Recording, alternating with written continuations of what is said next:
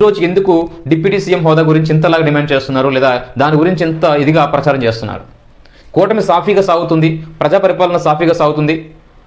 So ప్రజా సమస్యల పట్ల రాష్ట్రానికి సంబంధించిన ఎన్నో నిధుల్ని కేంద్రం నుంచి కావచ్చు, పెట్టుబడుల రూపంలో కావచ్చు, ప్రైవేట్ వ్యక్తుల నుంచి కావచ్చు రాబట్టే ప్రయత్నాలు చేస్తున్నారు. బాబు గారు కావచ్చు, డిప్యూటీ సీఎం మన పవన్ కళ్యాణ్ గారు కావచ్చు, మన ఐటీ మినిస్టర్ లోకేష్ గారు కావచ్చు, వీరందరూ కూడా చాలా సఖ్యంగా ఒకరికొకరు సహకరించుకుంటూ చాలా చక్కగా పరిపాలన సాగిస్తున్నారు. ఈ సమయంలో ఎందుకు ఇలాంటి చిచ్చు పెట్టి, ఈ ప్రశాంతంగా ఉండే కూటమిలో చిచ్చు పెట్టి చేస్తున్నారైతే ఎవరికి అర్థం కావట్లా. దయచేసి ఆలోచించండి. ఇది సరైన సమయం కాదు. నిజంగా మీ అభిష్టం లోకేష్ గారికి డిప్యూటీ ఇవ్వాలనే అభిష్టం ఇది మనస్ఫూర్తిగా నిజమైతే కనుక ఈ నిర్ణయాన్ని, ఈ ఆలోచనని శాఖలో నిర్ణయించిన రోజునే, ఆ మొదటి రోజునే మీరు డిమాండ్ చేసి ఉండాల్సింది. అలా కాకుండా 6 నెలలు గడిచిన తర్వాత ఈ రోజు మీరు అడుగుతారంటే నాకైతే ఏమనిపించింది, నాకే కాదు ఒకసారి చూడండి, నాకే కాదు ఇక్కడ ఎనలిస్టులు కూడా కొన్ని ఛానల్స్లో చెప్తున్నారు ఎందుకు ఇలా జరుగుతుందంటే ఒకసారి మీరే చూడండి.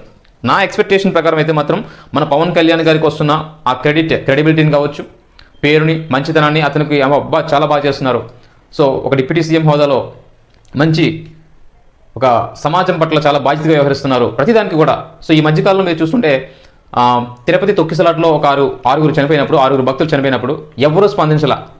ఇమ్మీడియట్గా వెళ్ళి వెంటనే పవన్ కళ్యాణ్ గారు అక్కడికి వెళ్ళి క్షమాపణ చెప్పారు.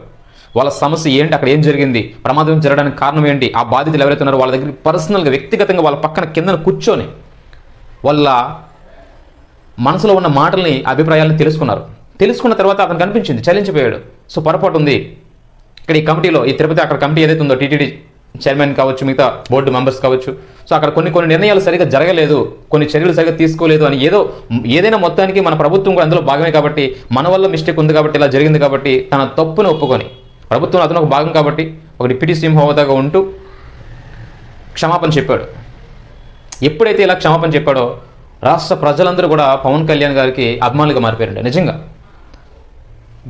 గత రాజకీయ చరిత్రలో ఎప్పుడు కూడా ఏ రాజకీయ నాయకుడు ప్రజల ముందు వచ్చి ఇదిగో మేము తప్పు చేశాము, మా వల్ల పొరపాటు జరిగింది, మమ్మల్ని క్షమించండి అని ఏ ఒక్క నాయకుడు కూడా అడగల.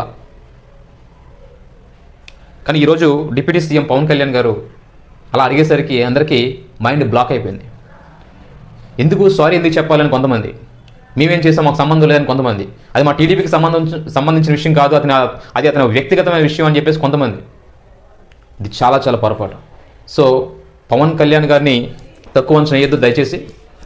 అతను ఏం చేసినా, అతను తీసుకున్న ప్రతి నిర్ణయం, ప్రతి మాట కూడా ప్రజా సంక్షేమం, ప్రజా అభిష్టం గురించి మాత్రమే ఉంటుంది. అతని వ్యక్తిగతమైనది ఏది ఉండదు. ప్రజలకు అన్యాయం జరిగితే సహించరు, ప్రజలకి ఏదైనా మిస్టేక్ జరిగితే సహించరు.